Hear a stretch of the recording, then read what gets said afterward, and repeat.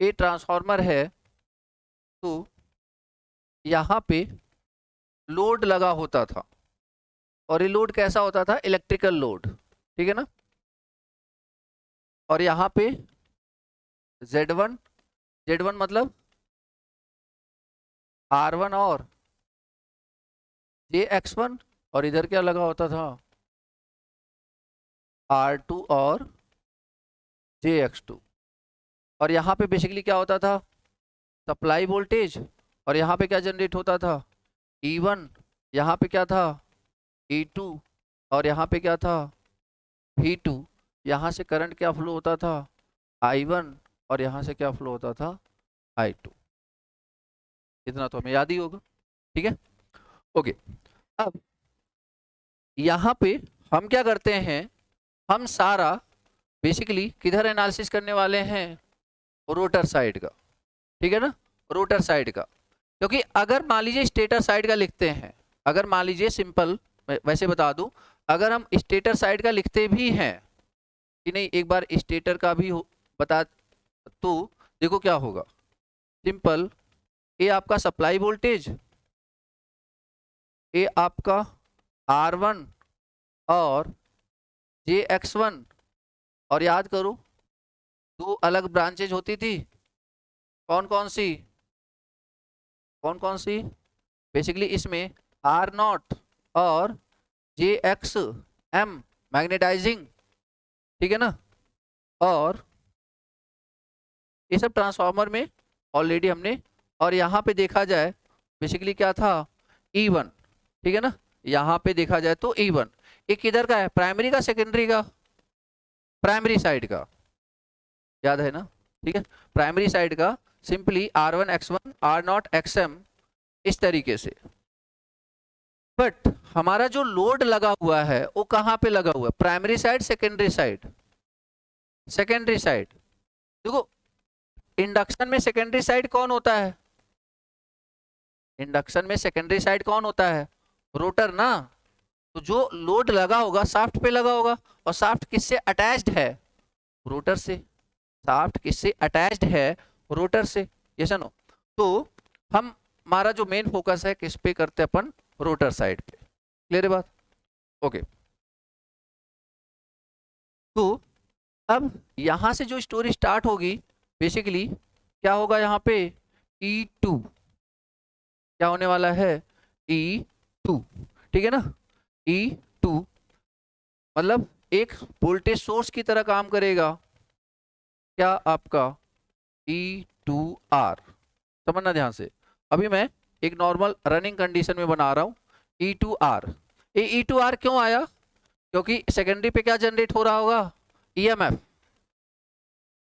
Primary का rotating magnetic flux जब rotor के कंडक्टर को कट करेगा तो वहां पे एक EMF जनरेट होगा, जो कि बेसिकली सेकेंडरी का EMF है, ठीक है ना। तो E2R, और ये जो E2R है ये किस पे डिपेंड करेगा, ये डिपेंड करेगा फ्लक्स कटिंग पे, जितना ज्यादा फ्लक्स कटिंग, और फ्लक्स कटिंग किस पे डिपेंड करता है, रिलेटिव वेलोसिटी पे, और रिलेटिव वेलोसिटी क्या होता है, NS माइनस NR।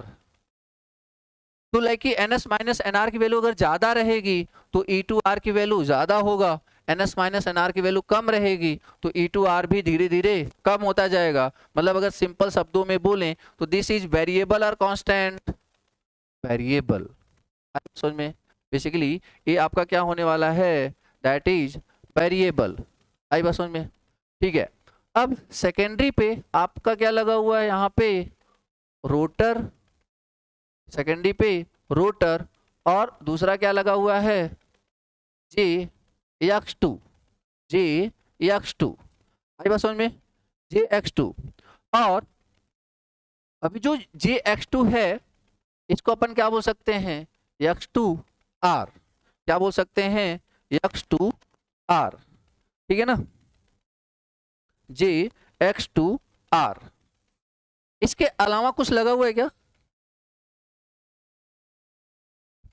इसके अलावा कुछ लगा हुआ है जिसे हम इलेक्ट्रिकली दिखा सकें, या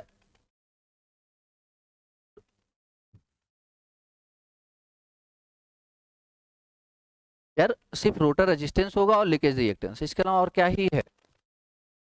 इलेक्ट्रिकली कुछ नहीं है ना, लोड है बट दैट इज मैकेनिकल, उसको अभी मुझे कन्वर्ट करना पड़ेगा, दिखाना पड़ेगा। मतलब अभी जैसे ट्रांसफार्मर होता तो मैं यहाँ पे क्या लिखता, like R2 RL plus JXL, तब आप बोलते कि R2X2 के अलावा क्या लगा हुआ है, लोड लगा हुआ है ना। क्या ये load, electrical load induction motor में कनेक्टेड है क्या? इंडक्शन मोटर के रोटर में कनेक्टेड है क्या? नहीं ना, वहां पे तो ऐसा कोई लोड नहीं लगाया हुआ है ना, इलेक्ट्रिकल लोड नहीं लगाया है ना, वो क्या है, मैकेनिकल लोड, जो कि शाफ्ट पे लगाया हुआ है। आ रही बात समझ में? तो मतलब ए वाली सिचुएशन यहाँ पे नहीं है, तो क्या मैं बोल सकता हूं कि बस इतना ही है और कुछ तो है नहीं? जैसे नो, मतलब अगर देखा जाए तो बस यही हमारा क्या है यहाँ पे, लाइक इस तरीके से, जैसे नो, समझ में आया यार? तो E2R R2JX2R, E2R R2JX2R, यहां तक किसी को डाउट है? देखो आगे इंडक्शन मशीन आपको कितना समझ में आएगा ना, ये इसी टॉपिक पे डिपेंड करेगा। अगर ये टॉपिक नहीं समझ में आया तो आगे भी आपको प्रॉब्लम आने वाली, मैं पहले बता रहा हूँ। क्योंकि जब हम टॉर्क के बारे में बात करेंगे तो टॉर्क आएगा ही यहीं से, कॉन्सेप्ट ही यहीं से है, एयर गैप पावर, वो सारे कॉन्सेप्ट यहीं से आने वाले हैं। सिंपल, ये आपका सेकेंडरी रोटर और ये आर और ये JX2R, इसके अलावा और कोई इलेक्ट्रिकल लोड नहीं है यहाँ पे, ठीक है ना? ओके, अब ये जो बेसिकली डायग्राम बनाया है, इसमें करंट कितना फ्लो हो रहा होगा बोलो? I2R, और इसको कंबाइनली अपन क्या बोल सकते हैं, Z2R। इसका मतलब अगर कोई मुझसे पूछे व्हाट इज I2R, तो मैं बेसिकली क्या बोलूंगा, E2R अपॉन Z2R। अब समझ में आया रोटर करंट बेसिकली ऐसा कैसे आ रहा था? ये सारी बातें ऑलरेडी हमने करी थी ना रोटर करंट में, ये कहां से आ रहा था ये बात सबको क्लियर है? तो E2R upon Z2R, E2R upon Z2R। ये कब की बात चल रही है? Under running condition, under running condition, ठीक है? ओके, अब इधर देखो यार, आगे समझो जरा, ये कब का डायग्राम है?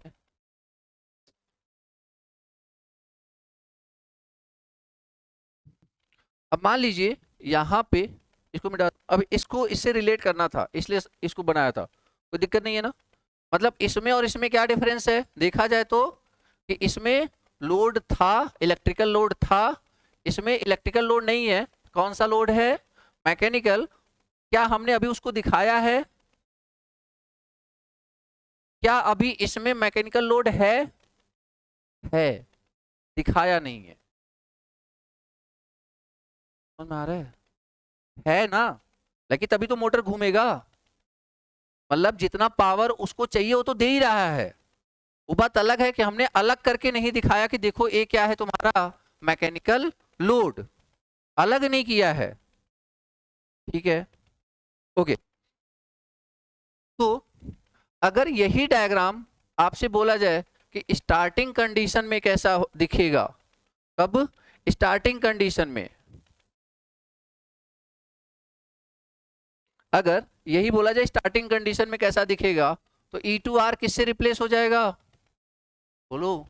E2 0, और R2 चेंज, R2 वेरिएबल है क्या, बट ये जो x हो जाएगा कितना हो जाएगा, JX2 0, और एक कुछ इस तरीके से यहाँ पे, और यहाँ पे जो करंट फ्लो होगा वो भी कितना हो जाएगा, I2 0, ठीक है ना? और यहाँ पे अगर हम बात करें कि व्हाट इज I2 0, बेसिकली क्या हो जाएगा, E2 0 अपॉन Z2 0, या फिर E2 0 upon R2 plus JX2 0, ठीक है ना? R2 plus J x to 0। और अगर मैग्नीट्यूड की बात कर लें, अगर हम यहाँ पे मैग्नीट्यूड की बात करें, मैग्नीट्यूड कितना हो जाएगा, E2 0 डिवाइड बाई R2 का स्क्वायर प्लस x2 0 का होल स्क्वायर। कॉम्प्लेक्स नंबर का मैग्नीट्यूड निकालना आता है ना, a plus j b under root a square plus b square, ठीक है ना। तो ए अगर स्टार्टिंग टाइम में आपसे पावर फैक्टर पूछे तब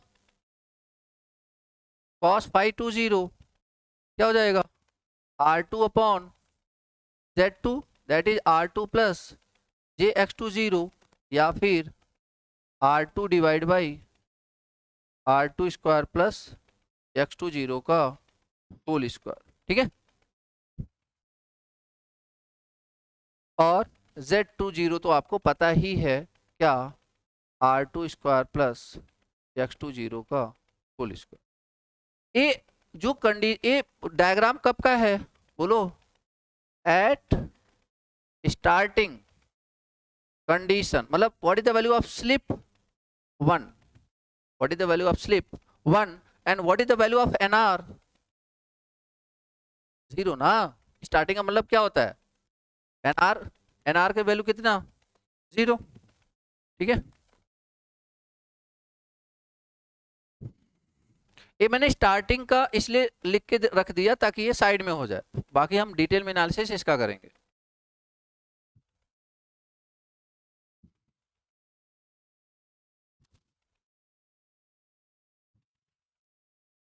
अच्छा, यहां पे अगर मैं पूछूं कि total active power, total active power, active power कितना डिलीवर कर रहा है, एक्टिव पावर कितना डिलीवर हो रहा है रोटर पे।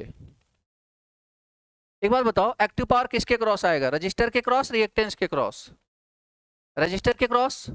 तो इस समय जो करंट है कितना है, रेजिस्टेंस कितना है, मतलब पावर कितना हो जाएगा, आई स्क्वायर आर ना, इसके अलावा कोई पावर का फॉर्मूला नहीं लगेगा ना यहाँ पे। तो बेसिकली क्या हो जाएगा टोटल एक्टिव पावर, बोलो जरा, I2 0 का इंटू R2, I2 0 का होल स्क्वायर इंटू R2, ये क्या है, that is total active power. ये जो टोटल एक्टिव पावर है ये कहाँ डिसिपेट हो रहा है, कहाँ पे डिसिपेट हो रहा है, रोटर के रेजिस्टेंस में ना।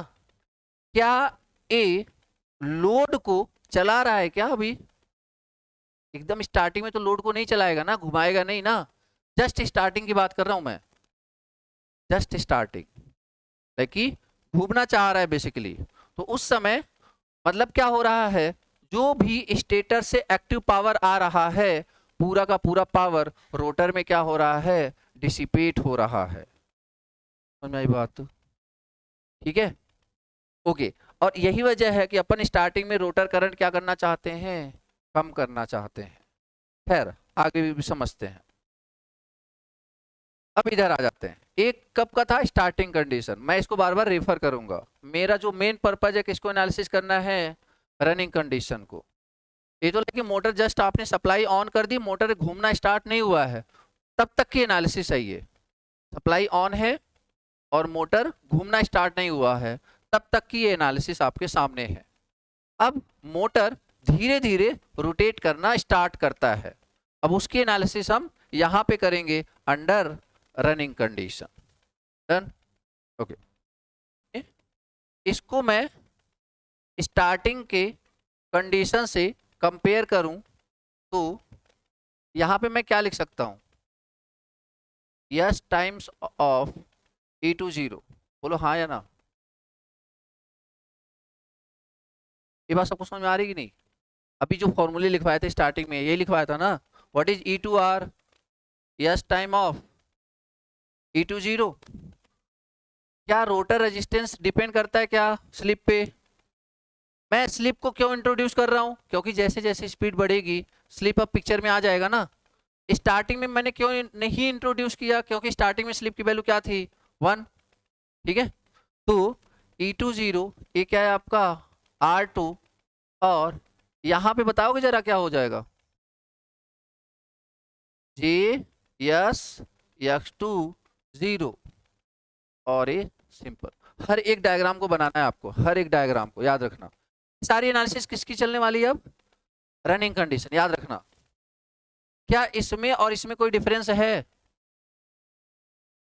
इसमें और इसमें कोई डिफरेंस है क्या, नहीं ना, सेम ही है ना। देखो E2R की वैल्यू लिखी है मैंने, X2R की वैल्यू लिखी है मैंने, बाकी तो एक ही चीज है। यहाँ पे बहुत ध्यान से देखो, अगर मुझसे कोई पूछे व्हाट इज I2R, तो मैं बेसिकली क्या बताऊंगा, yes E20 divide by R2 plus J yes X20, yes या नो, ओम्स लॉ,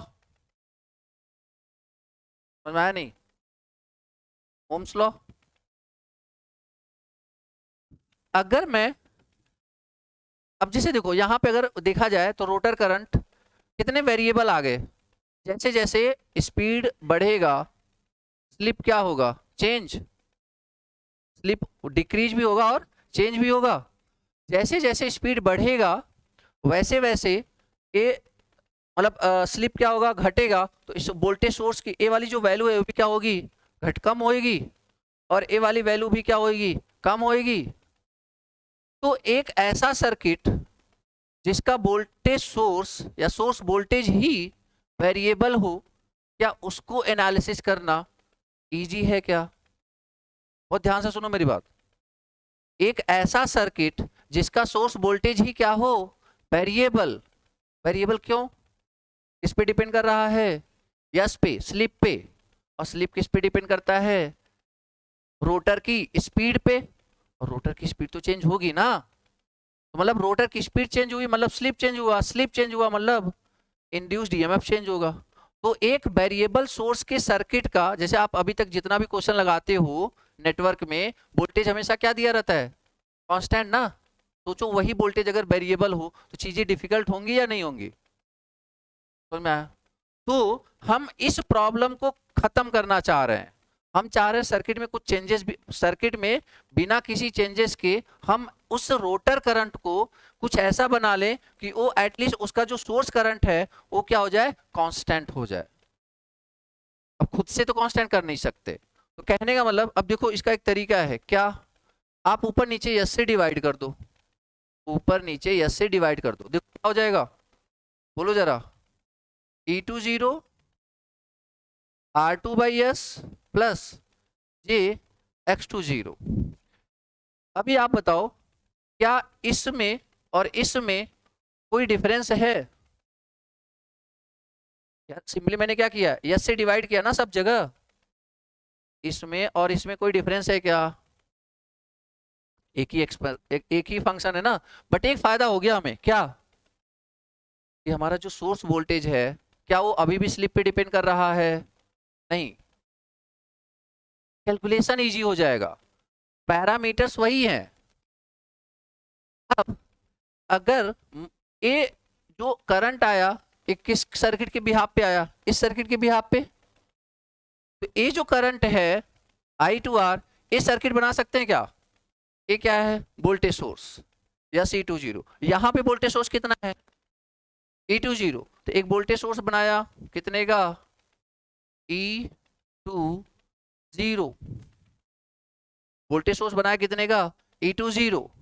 उसके बाद अभी मैं इसके बारे में बात नहीं कर रहा, ये क्या है X20, क्या वो अभी वेरिएबल है, कांस्टेंट हो चुका है, क्या हो चुका है, इसको मैं क्या लिख सकता हूं, JX20।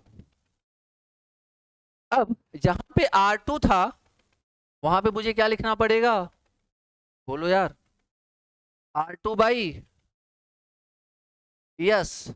बट एक बात बताओ, इस पहले सिचुएशन में ए वेरिएबल था, ए वेरिएबल था, बट R2 वेरिएबल था क्या, नहीं। बट ये जो हमने नया पैटर्न दिखाया इसमें क्या ये वेरिएबल है, क्या ये वेरिएबल है, बट कौन वेरिएबल हो चुका है, R2, समझ में आया क्या। क्या इस सर्किट में कोई डिफरेंस है? ये दोनों सर्किट सेम ही है ना यार। देखो ना, मैं ध्यान से देखो, मैं इससे इस पे गया, इससे मैंने ए लिया, और इससे मैं इस सर्किट को मैंने ड्रॉ किया। है एक ही चीज, है एक ही चीज, ध्यान देना इस बात को। मतलब बट अभी मुझे एक चीज दिख चुकी है कि जब देखो दो दो वेरिएबल को एनालिसिस करना डिफिकल्ट था, अभी कितने वेरिएबल हैं? सिर्फ एक वेरिएबल है। तो अब इसको एनालिसिस करना हमारे लिए ज्यादा डिफिकल्ट नहीं होने वाला है। आई बात समझ में? ठीक है, यहां तक लिखो।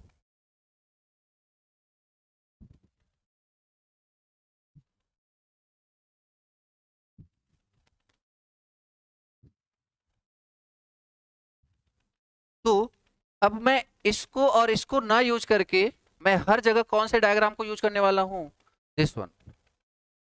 एक ही।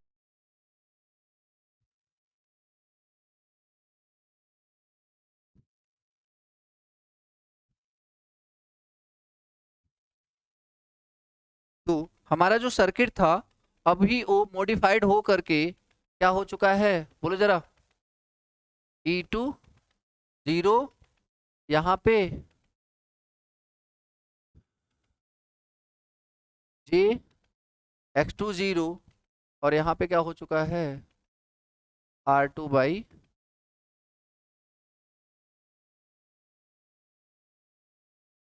S। ठीक है, ये हमारा सर्किट हो चुका है। ये जो है, ये है क्या बेसिकली? मतलब अगर मैं बोलूं कि व्हाट इज एक्टिव पावर, बताना जरा। एक्टिव पावर क्या होगा? I2R का होल स्क्वायर इंटू, बोलो हाँ या ना। क्या मैं ये बोल सकता हूं कि रोटर से, स्टेटर से रोटर की तरफ इतना एक्टिव पावर जा रहा है, बाकी इसमें जाके लॉसेज होंगे, बात की बात है। क्या मैं ये बोल सकता हूं ये पावर कहाँ का है? कहाँ का है? टोटल एक्टिव पावर कहाँ का है? आया कहाँ से है? स्टेटर से आया ना। तो स्टेटर से जो टोटल पावर रोटर पे जाता है, actually that is known as air gap power. What is air gap formula? I2 square R2 by S. आई बस में ये टोटल इलेक्ट्रिकल पावर है जो कि स्टेटर से कहा जा रहा है, रोटर पे। एयर गैप क्यों, एयर गैप पावर क्यों बोल रहे हैं? क्योंकि किस से होके जा रहा है, एयर गैप से होके जा रहा है ना। स्टेटर पे जो पावर है रोटर पे, अच्छा ये जो पावर जा रहा है कैसे जा रहा है, इलेक्ट्रिकली या मैग्नेटिकली? याद रखना इस बात को, कनेक्शन नहीं है वहां पे कोई, फ्लक्स लिंकेज की वजह से जो ईएमएफ जनरेट हो रहा है उसकी वजह से जा रहा है। ट्रांसफार्मर में भी तो पावर ऐसे ही तो जाता है, यस नो। ठीक है, तो एक्टिव पावर क्या है ये? I2 square R2 by S, this is total power. ये क्या है? टोटल पावर जो कि कहां से कहां जा रहा है, स्टेटर से रोटर की तरफ। क्या ये पूरा का पूरा पावर हमें लोड पे मिलेगा? नहीं, अभी लॉसेज भी होंगे। ठीक है ना, अब वो कौन कौन से होंगे समझते हैं। ये टोटल पावर है जो हमें कहा मिल रहा है, रोटर पे। अब एक बात बताओ, रोटर पे क्या कोई एक्टिव पावर लॉस है? कौन कराएगा? कौन कराएगा? R2। तो ये जो पावर है, ये जो पावर है, बहुत ध्यान से सुनना। अच्छा, लोड को कौन घुमाएगा? एक्टिव पावर ही घुमाएगा ना। तो क्या मैं ये बोल सकता हूं कि एक्चुअली ये जो पावर है इसमें इसमें बेसिकली लॉस भी इंक्लूड है और लोड को घुमाने की पावर भी इंक्लूड है, यस या नो? ध्यान समझो यार, ये तो टोटल पावर है ना, इसी में से थोड़ा सा किस में जाएगा, लॉसेज में, बाकी जो बचेगा कहाँ जाएगा, लोड को घुमाने में, हाँ या ना? ठीक है, तो कितना अभी मैं अभी यहाँ पे आप देख के बता सकते हो क्या कितना लॉस में जा रहा है, कितना लोड पे जा रहा है? अभी आप बता सकते हो? नहीं, ये तो टोटल था। मतलब आप घर से लाइक कुछ पैसे लेके निकले हो, 1,000 लेके निकले हो, अब आप कितना रास्ते में जाने में खर्च लगेगा और कितने की शॉपिंग करोगे, ये तो बाद में डिसाइड होगा ना, अभी तो जस्ट निकले हैं। समझ में आया नहीं? ठीक है, तो लाइक कि अब देखते हैं कि लॉस में कितना लॉस होगा और जो बचेगा वो बेसिकली वहां पे जाके यूटिलाइज होने वाला है। डन? ओके। तो अब इस चीज को अलग करने के लिए हमें क्या करना पड़ेगा? यहां पे देखो, अगर लॉस होगा कितना, अगर मैं आपसे पूछूं कि what is rotor copper loss, एक बार सोच के बताना जरा।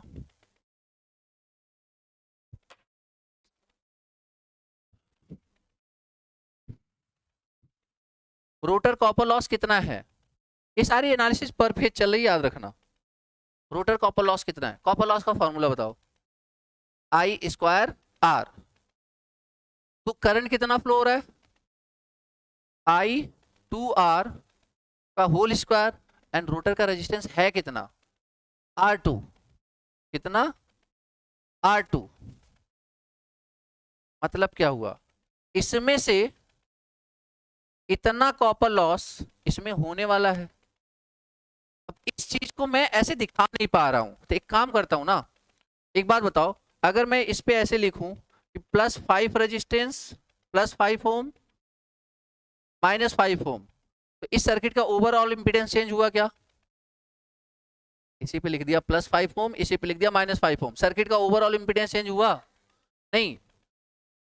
तो लिखना क्यों है? लिखना इसलिए है ताकि मैं दिखा सकूं कि रोटर का रेजिस्टेंस कितना है, R2। तो देखो जरा, यहां पे मैंने क्या लिख दिया, R2। ये क्या है? रोटर का रेजिस्टेंस, और इसमें से करंट कितना जाएगा, I2R। तो ये बेसिकली क्या रिप्रेजेंट करेगा? Rotor copper loss. हाँ या ना? बट एक बात बताओ, कि सिर्फ सर्किट में रेजिस्टेंस ऐड करना मतलब आपने सर्किट को डिस्टर्ब कर दिया ना। अगर मैंने सिर्फ ऐड किया तो मैंने मतलब मैंने सर्किट को क्या कर दिया, डिस्टर्ब। सर्किट को डिस्टर्ब ना हो इसलिए मुझे उतना ही रेजिस्टेंस क्या करना पड़ेगा, घटाना पड़ेगा। यस या नो? क्या पहले वाली सर्किट में और इस वाले सर्किट में कोई चेंजेस है क्या? एक ही सर्किट है, उसी को बार बार अपने अपने अपने मतलब फायदे, लेकिन जैसे मैं कंफर्टेबल हूं वैसे चेंज करता जा रहा हूं, है एक ही सर्किट। यार R2 ऐड किया, R2 घटा दिया, फायदा क्या हुआ? अभी मैं दिखा सकता हूं कि रोटर कॉपर लॉस कितना हो रहा है, I2² इंटू R2। तो क्या मैं ये बोल सकता हूं कि जितना पावर बचेगा सारा का सारा लोड पे जाएगा? बोलो यार। अगर जितना पावर आ रहा था उसमें से ये पावर क्या है, कॉपर लॉस, तो अब जो बचेगा वो पूरा किस पे जाएगा, कौन किसको घुमाने में जाएगा, लोड को घुमाने में जाएगा ना। तो वो जो, अच्छा, अभी आगे चल के मैकेनिकल लॉसेज होंगे, अब ये सिर्फ कौन सा लॉस हुआ, इलेक्ट्रिकल लॉस। तो इलेक्ट्रिकल लॉस जो हुआ, अब जो जाएगा ये बेसिकली कितना बचा बताओगे? मतलब अगर मैं बोलूं कि शाफ्ट पे आइडियल पावर कितना बचा, बोलो यार। I2R का whole square, what is the total resistance, R2/S minus R2 ना, है तो यही, एक्टिव पावर ही तो है। अगर R2 कॉमन ले लूं तो क्या हो जाएगा, बोलो क्या हो जाएगा, 1/S-1। ये जो पावर है, ये जो पावर है, क्या ये पावर डेवलप हुआ है लोड को घुमाने के लिए? देखो, एक तो पावर था जो स्टेटर से रोटर पे आया, कितना आया, उसको क्या बोला हमने, अब उसमें से रोटर में जो रेजिस्टेंस है उसने क्या किया, लॉस किया, कितना किया, I2R² इंटू R2। तो टोटल में से आप देखो ना, इसमें से जैसे अगर आप किसी को आइडिया नहीं लग रहा हो तो एक बात बताओ, टोटल पावर कितना आया था, R2/S, लॉस कितना हुआ, I2R का होल स्क्वायर इंटू, तो बचा कितना, I2R का whole square into R2, 1/s minus, कुछ अलग है क्या? एक ही है ना, आई बात समझ में? ठीक है, मतलब वही पावर है, मतलब ये जो पावर है, क्या ये जो मैकेनिकल आउटपुट देगा उसके बराबर है, एंड इस पावर को बोलते हैं PGMD, gross mechanical developed power. इस पावर को क्या बोलते हैं? PGMD, gross mechanical. इस कॉन्सेप्ट को तो एटलीस्ट समझ लो, ध्यान से समझना। सबसे पहले आप स्टेटर से पहुंचे रोटर पे, और रोटर पे जो पावर मिला, स्टेटर ने जो रोटर पे पावर भेजा, उसको हमने कौन सा पावर बोला, ये बताओ तो पहले। Air gap power. कितना है वो वैल्यू? PAG। कितना है वैल्यू?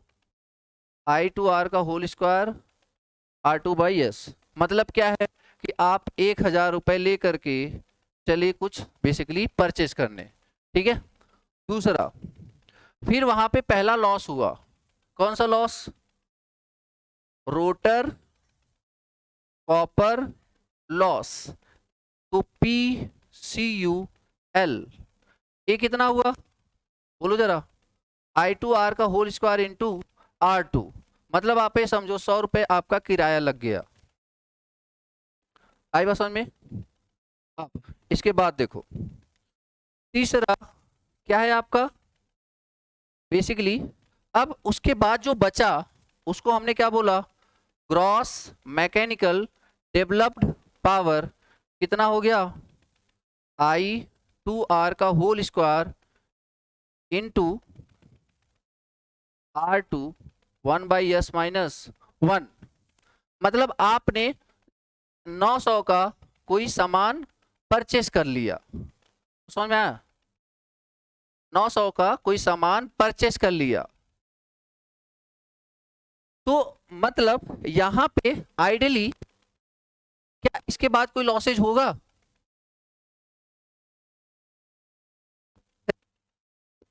पैकेट में है, पूरा का पूरा खा जाओगे क्या?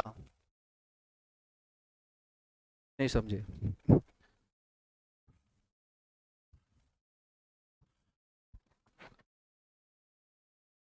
कहने का मतलब, मान लो आपने कोई ऐसी चीज खरीदी है जो कि प्योर फॉर्म में नहीं है, आप 900 का वो लेके आए, तो कहने का मतलब अभी आप उसमें से कुछ चीजें और लॉस होने वाली हैं। मतलब एक ही शाफ्ट पे इतना पावर पहुंचा है, अब फ्रिक्शन लॉस भी तो होगा, विंडेज लॉसेज भी तो होंगे, समझ में आ रहा है कि नहीं?